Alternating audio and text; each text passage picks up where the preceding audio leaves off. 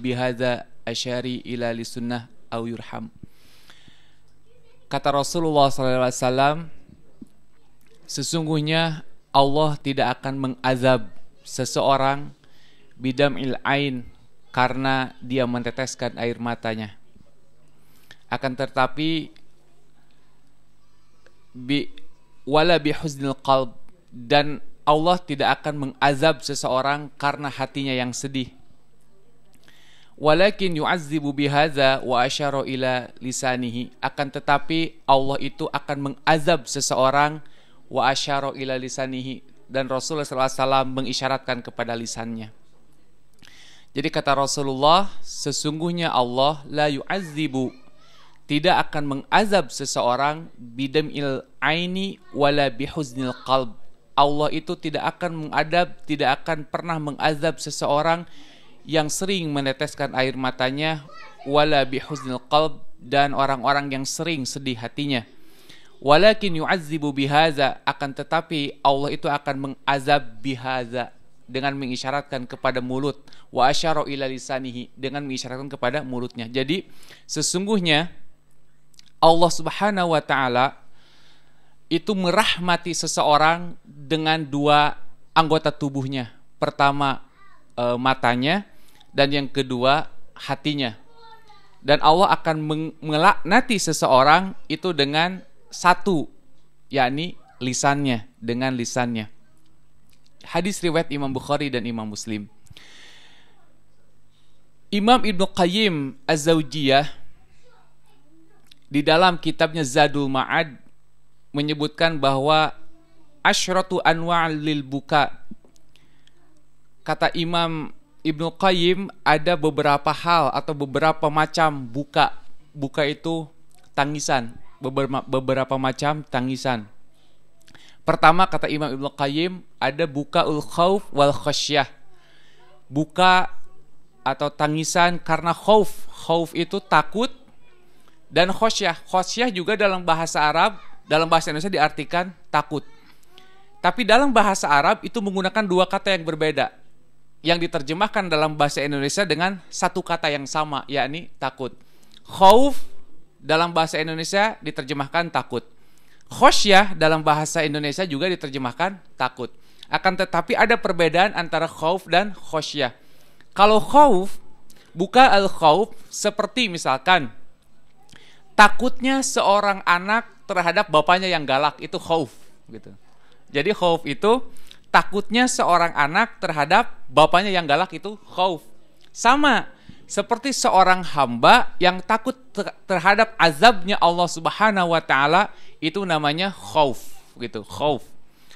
Kalau khosyah, khosyah itu takutnya seorang anak kalau tidak mendapatkan kasih sayang bapaknya, itu khosyah.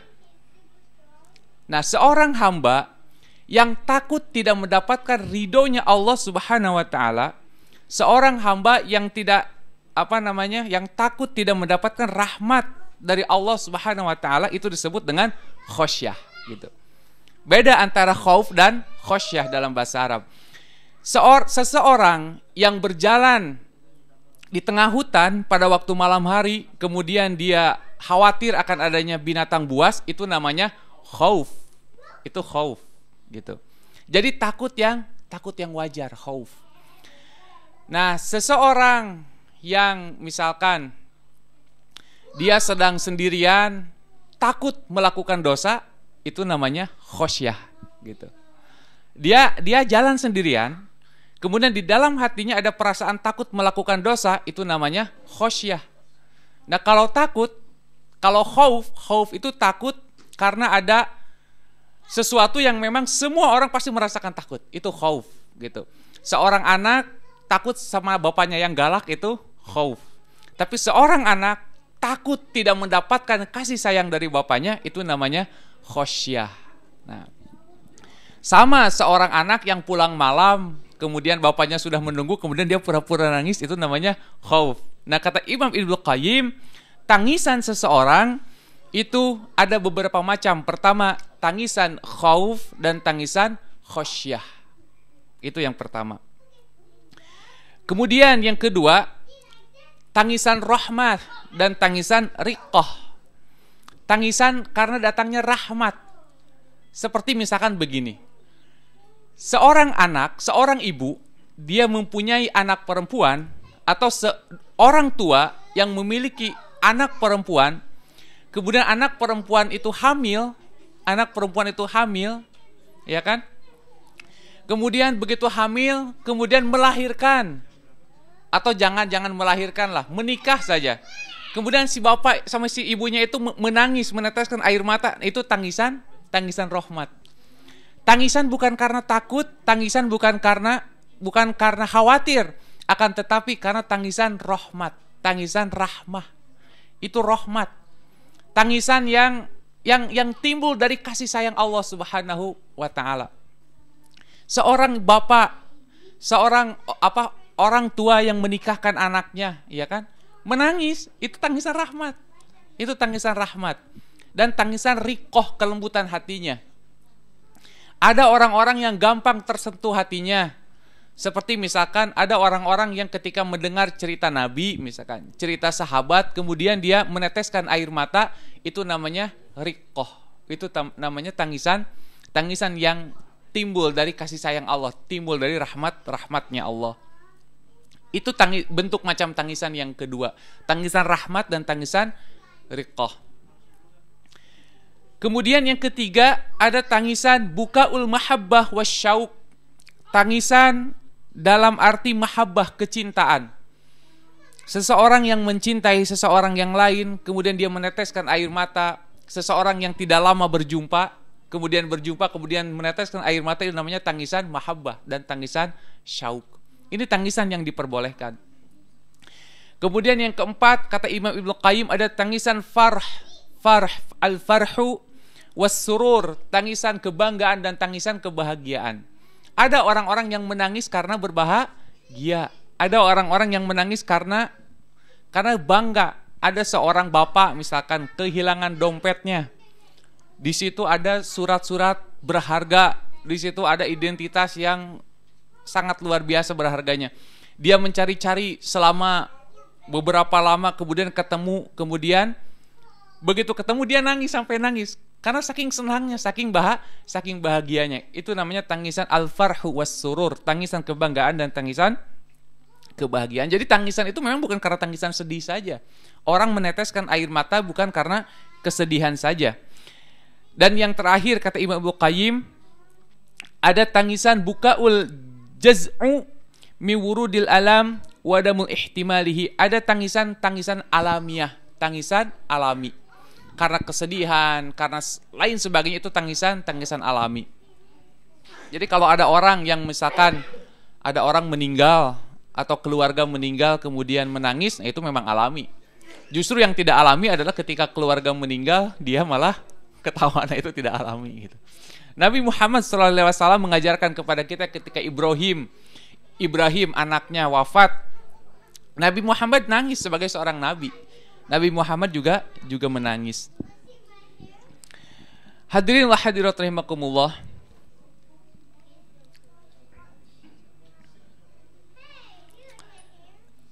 Kemudian selanjutnya kata Imam Ibnu Qayyim, ada tangisan bukaul kadzib. Tangisannya para pendusta, tangisan dusta. Tangisan dusta ini dicontohkan oleh Allah di dalam Quran surat Yusuf ayat 16. Ketika kakak-kakaknya Nabi Yusuf kembali kepada Nabi Yakub dengan menyetorkan wajah yang murung, wajah yang sedih karena sudah menganiaya adiknya Yusuf alaihissalam. Di dalam Quran surat Yusuf ayat 16 disebutkan waja'u abahum isya'an yabkun, katanya. Kemudian mereka mendatangi bapaknya dalam keadaan menangis. Ini tangisan bukaul kadzib, tangisan yang sedih. Anak-anak juga banyak. Kita bisa memperhatikan gimana anak-anak datang kepada bapaknya karena takut dimarahi, dia nangis duluan. Iya, itu tangisan dusta. Atau misalkan tangisan seorang istri yang ditinggal mati oleh suaminya. Nangis di depan keluarga suaminya, padahal di belakangnya dia ketawa. Alhamdulillah, katanya. Tangisan buaya. Ya kan? Banyak seorang istri ketika suaminya dikubur, ya kan? Kata orang Sunda totojehan gitu. kekerejetan. Pingin ikut. Padahal ada rumus ya Pak, Bu, kalau misalkan ada istri yang memaksa dirinya untuk ikut kepada suaminya, jangan dipegang. Biarkan aja, lepasin. Kan suka ada tuh seorang istri, kalau suaminya meninggal, dia motah gitu. Apa motah itu? Histeris, kekerejetan gitu kan. Pengen ikut, terido, pengen ikut. Dipegangin, karena berani itu dipegangin. Coba kalau lepasin, saya yakin gak bakalan dia nangis, gak bakalan dia bilang ridho, gak bakalan. Kenapa? Karena berani itu ketika dia dipegang. Sama seperti anak kecil yang berkelahi ketika dipegangin, ngeludahin temennya kan, yang berkelahi gitu kan. Kemudian pingin mukul tajam, lepasin aja dua-duanya. Kemudian pada mundur dua-duanya, pada takut, ya kan? Nah itu tangisan kadzib, bukaul kadzib.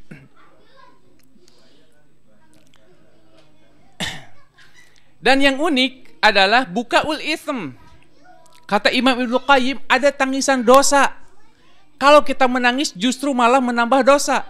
Bukan menambah dosa, malah membuat sebuah dosa. Apa yang dimaksud dengan bukaul ism? Bukaul ism ala mautil kafir, au taghiyah au fasid. Tangisan yang mendatangkan dosa adalah ketika kita menangisi kematiannya orang kafir, menangisi kematiannya orang yang togo, dan menangisi kematiannya orang yang senang berbuat kejahatan. Ini justru malah mendatangkan dosa, gitu. Jadi kalau ada orang kafir mati, mafhum mukhalafahnya adalah haram buat kita untuk menangis gitu. Misalkan George Bush mati, kemudian kita sedih karena idola kita, dosa itu, gitu. Harus seserian. Jadi kalau ada orang kafir mati, harus sebaliknya, kita harus senyum. Gitu. Ya maksudnya jangan cacala katakan teing gitu kan, jangan terlalu gembira. Maksudnya dosa kalau kita menangisi orang yang kafir. Dosa kita menangisi orang yang senantiasa berbuat dosa dalam hidupnya. Itu tentu dosa di sini bukan berarti dosa yang kita kan tidak tahu dia melihat, ya secara dohiriahnya aja kita bisa perhatikan. Pokoknya yang jelas adalah ketika kita menangisi kematian orang yang kafir, itu termasuk tangisan yang berdosa, kata Imam Ibnu Qayyim. Gitu. Itu beberapa macam tangisan. Nah, yang ingin bahas pada malam hari ini adalah bukaul khauf wal khosyah, yakni tangisannya orang yang takut dan khosyah kepada Allah Subhanahu wa taala. Fadlul buka min khosyatillah, keutamaan menangis di hadapan Allah Subhanahu wa taala. Di dalam Quran surat At-Tur, surat ke berapa At-Tur itu? 52 ya, 52. Allah berfirman, a'udzubillahi minasyaitonirrajim, wa aqbala ba'duhum 'ala ba'di yatasaalun qalu inna kunna qablu fi ahlina musyfiqin famanallahu 'alaina wa waqana 'adzabas samum inna kunna min qablu nad'uhu innahu huwa barrur rahim. Wa aqbala ba'duhum 'ala ba'di yatasaalun, nanti pada hari kiamat orang-orang soleh itu akan saling bertanya. Wa aqbala ba'duhum 'ala ba'di yatasaalun, kemudian yang satu kelompok mengatakan, qalu, kami mengatakan, inna kunna, sesungguhnya kami dahulu, fi ahlina musyfikin, orang-orang yang senantiasa takut kepada Allah Subhanahu wa taala, orang-orang yang senantiasa gentar menghadapi ancaman-ancaman Allah Subhanahu wa taala. Famanallahu alaina wa waqana azabas samum, kemudian Allah menghindarkan kami, mengamankan kami karena ketakutan kami dari azab yang sangat pedih, azab yang menyiksa. Inna kunna min qablu nad'u, sesungguhnya dulu kami orang-orang yang senantiasa berdoa kepada Allah Subhanahu wa taala. Innahu huwal barrur rahim, karena sesungguhnya Allah Subhanahu wa taala itu maha bijaksana, maha baik dan maha penyayang. Jadi sesungguhnya perasaan takut saja, perasaan takut kita terhadap Allah, musyfikinnya kita, gentarnya kita terhadap ancaman-ancaman Allah, itu bisa menyelamatkan kita daripada api neraka gitu. Jadi takutnya kita saja, takutnya kita cemasnya kita itu bisa menyelamatkan kita dari api neraka. Jadi saya pikir tidak mungkin selamat orang-orang yang tidak memiliki perasaan takut di dalam hatinya akan ancaman Allah. Tidak mungkin selamat orang-orang yang tidak punya perasaan gentar di dalam hatinya akan ancaman Allah. Justru yang akan selamat itu adalah orang-orang yang memiliki perasaan takut yang tinggi, perasaan takut yang teramat besar. Itu orang-orang yang akan selamat nanti di yaumil akhir. Karena orang-orang yang takut adalah orang-orang yang min qablu nad'uh, orang-orang yang senantiasa berdoa kepada Allah Subhanahu wa taala supaya diselamatkan. Nah, kalau orang yang tidak memiliki perasaan takut, bagaimana mungkin dia mau berdoa? Orang yang tidak memiliki perasaan takut, perasaan cemas, tidak mungkin dia memiliki keinginan untuk berdoa. Seseorang kalau misalkan hidupnya lancar terus, kalau misalkan hidupnya tidak ada godaan, kapan dia berdoanya? Kalau seseorang itu hidupnya aman aja terus, kapan dia memiliki perasaan untuk bergantung kepada seseorang? Makanya kata Allah, orang-orang yang diselamatkan nanti di yaumil akhir adalah qalu inna kunna qablu fi ahlina musyfikin, adalah orang-orang yang ketika hidupnya senantiasa memiliki perasaan takut, dan inna kunna min qablu nad'u, dan dulunya ketika mereka hidup mereka senantiasa berdoa kepada Allah. Siapa mereka? Karena mereka memiliki kekhawatiran. Orang-orang yang tidak memiliki kekhawatiran tidak mungkin dijamin akan masuk surga dan selamat dari api neraka. Kenapa? Karena tidak ada perasaan bergantung kepada Allah, karena tidak memiliki perasaan cemas, tidak memiliki perasaan harap terhadap Allah Subhanahu wa taala. Rasulullah sallallahu alaihi wasallam, seseorang yang sudah dijamin masuk surga, seseorang yang tidak akan pernah tersentuh kulitnya oleh api neraka.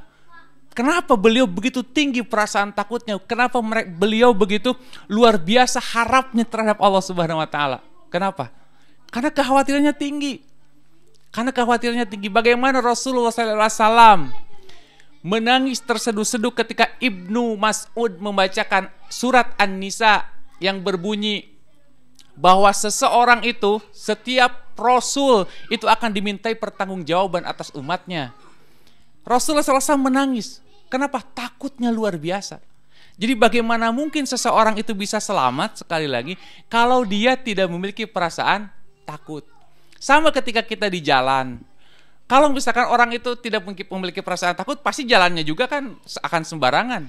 Kalau orang itu punya perasaan was-was, perasaan takut, pasti dia akan jalan hati-hati. Begitulah ketika kita mengarungi kehidupan ini.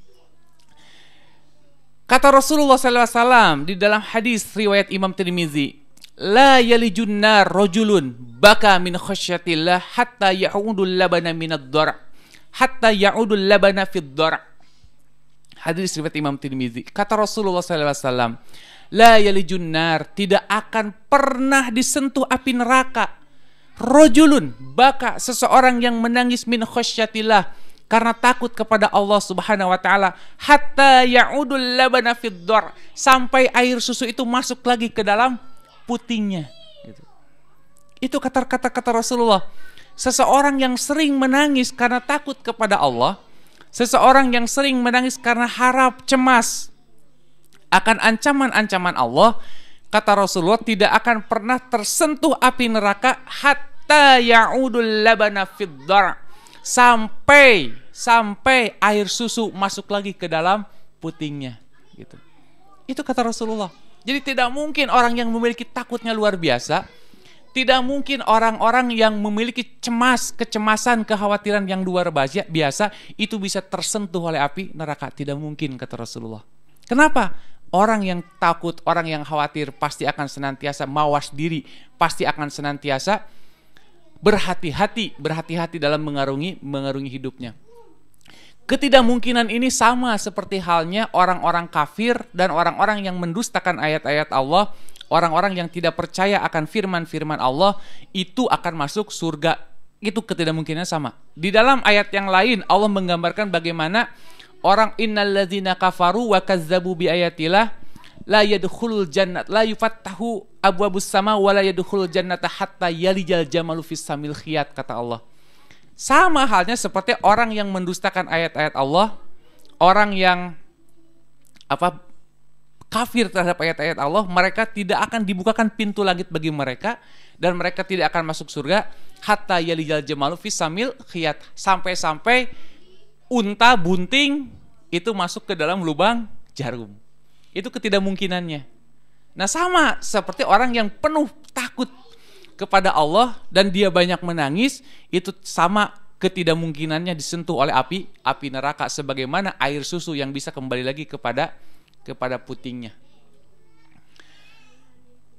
Kemudian keutamaan dari tangisan itu, kata Rasulullah SAW, hadis yang sangat populer, yang sangat kita kenal, riwayat Imam Bukhari dan Imam Muslim juga, 7 golongan yang akan dinaungi oleh Allah, di mana tidak ada naungan kecuali naungannya pada hari itu, yakni rojulun khaliyan, seseorang yang senantiasa menyendiri, zakarallahu khaliyan hatta fafadat ainahu, seseorang yang senantiasa menyendiri, memikirkan nasibnya nanti, kemudian bagaimana amalan-amalannya, apakah dia diterima nanti, bagaimana dosa-dosanya, apakah akan memberatkannya nanti, hatta fafadat ainahu, sampai dia meneteskan air mata. Itu orang-orang yang akan dinaungi oleh Allah Subhanahu wa taala. Kenapa? Karena dia menyendiri, karena dia merenungi nasibnya, karena dia memikirkan bagaimana hari esoknya. Orang-orang yang tidak pernah memikirkan hari esoknya, bagaimana mungkin dia bisa selamat? Orang-orang yang tidak pernah memikirkan nasibnya, orang-orang yang tidak pernah memikirkan masa depannya, bagaimana mungkin dia bisa selamat? Orang-orang yang akan mendapatkan naungan dari Allah adalah orang-orang yang senantiasa menyendiri, memikirkan hari esoknya, memikirkan nasib di depannya, memikirkan balasan-balasan yang akan diterimanya. Apakah balasan baik yang akan diterimanya atau balasan buruk. Al-Haqqah, surat Al-Haqqah menggambarkan bagaimana begitu gamblang penyesalan orang-orang orang-orang yang tidak mau beriman kepada Allah Subhanahu wa taala, disebut dengan ashabul yamin, ashabus shimal. Di situ disebutkan orang-orang yang terlalu cinta terhadap dunia, kata mereka, ma agna anni maliyah, tidak mencukupkan bagiku hartaku, tidak bermanfaat apa-apa yang aku kumpulkan, tidak bermanfaat sedikit pun, tidak bermanfaat, tidak berfaedah sedikit pun apa-apa yang kami tumpuk-tumpuk itu, kata Allah dalam Al-Quran surat Al-Haqqah. Halaka anni sultaniyah, katanya, malah justru mencelakakanku sultaniyah, kedudukanku itu, malah justru mencelakakanku kedudukanku itu. Khudhuhu fagullu summal jahima sallu. Dijelaskan sampai ayat terakhir, bagaimana Allah menyiksa orang-orang yang lupa menyendiri, orang-orang yang tidak pernah merenungi nasib di hari esoknya, orang-orang yang tidak memikirkan balasan apa yang akan dia dapat nanti di yaumil akhir. Penting buat kita untuk merenungi nasib diri kita. Hasibu qabla an tuhasabu. Kita harus menghitung amalan-amalan kita. Kita harus menghitung amal baik, amal buruk kita, mana yang lebih banyak nanti di timbangan Allah Subhanahu wa taala. Kemudian Rasulullah SAW bersabda, ainani la tamassuhuman nar, ainun bakat min khasyatillah wa ainun batat tahrasu fi sabilillah. Ada, kata Rasulullah, dua mata yang tidak akan pernah tersentuh oleh neraka. Yang pertama, ainun bakat min khasyatillah, mata yang senantiasa meneteskan air mata karena takut kepada Allah Subhanahu wa taala. Wa ainun batat tahrasu fi sabilillah, dan tangisan-tangisan ketika mereka berjuang di jalan Allah Subhanahu wa taala. Ini dua mata yang akan tidak akan pernah tersentuh oleh api neraka. Kemudian Abdullah bin Umar radhiyallahu anhuma mengatakan, li'anna adma'u min khasyatillah ahabba ilayya min an atasaddaqu bi alfid dinar. Kata Abdullah bin Umar, sesungguhnya seseorang yang meneteskan air matanya karena takut kepada Allah Subhanahu wa taala, ahabba ilayya, lebih dicintai di sisiku, min, dari an atasaddaqu bi alfid dinar, daripada aku bersedekah dengan 1000 dinar, katanya. Itu kata Abdullah bin Umar. Kemudian waqala Ka'ab al-Ahbar mengatakan, li'anna abki min khasyatillah fatasilu dumu'i ala wajinnati ahabba ilayya min an atasaddaqa biwazni zahaban.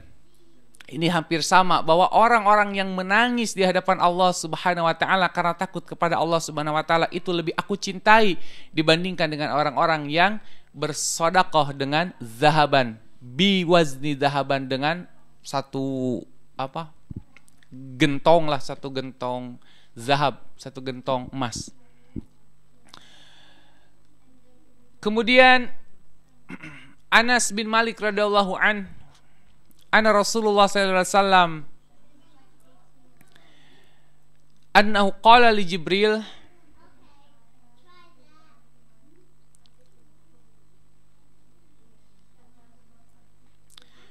qala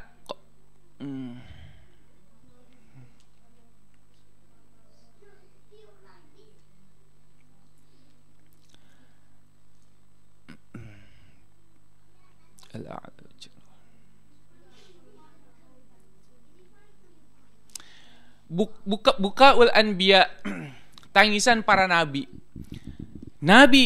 Para nabi digambarkan di dalam surat Maryam ayat 58. Allah mengatakan, a'udzubillahi minasyaitonirrajim, ulaikal ladzina an'ama Allahu 'alaihim minan nabiyyin min dzurriyyatihi Adam wa mimman hamalna ma'an Nuh wa min dzurriyyati Ibrahim wa Israil wa mimman hadaina wajtabaina idza tutla 'alaihim ayatuna rahman kharru sujada wa bakiyya.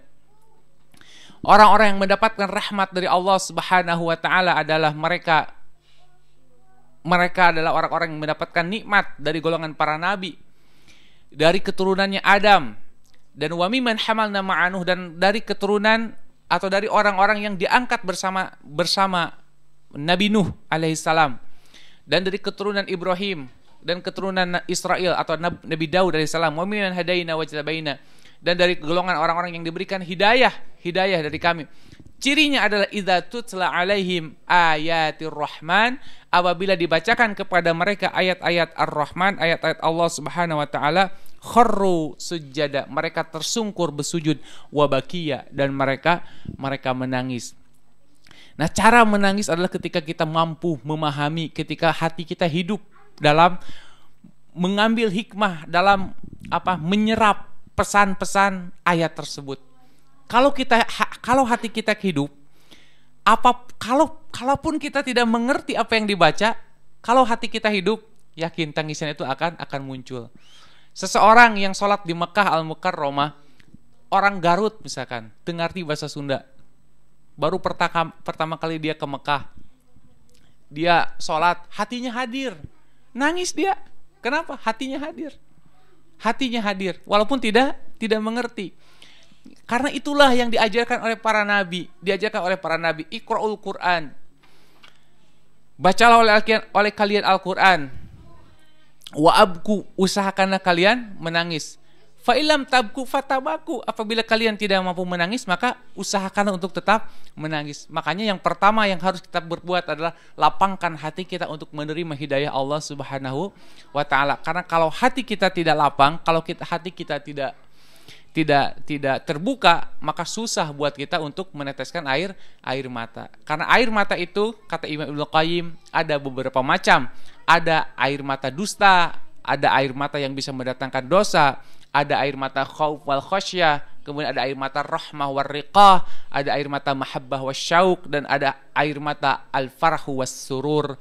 Jadi semoga kita bisa mendapatkan air mata yang khauf wal khasyah, air mata karena takut kepada Allah Subhanahu wa taala, dan air mata yang yang muncul karena harap akan ridho dan rahmat Allah Subhanahu wa taala.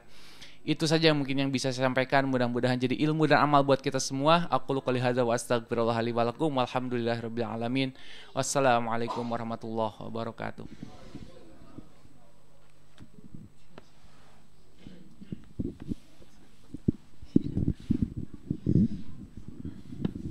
Terima kasih Pak Gun-Gun.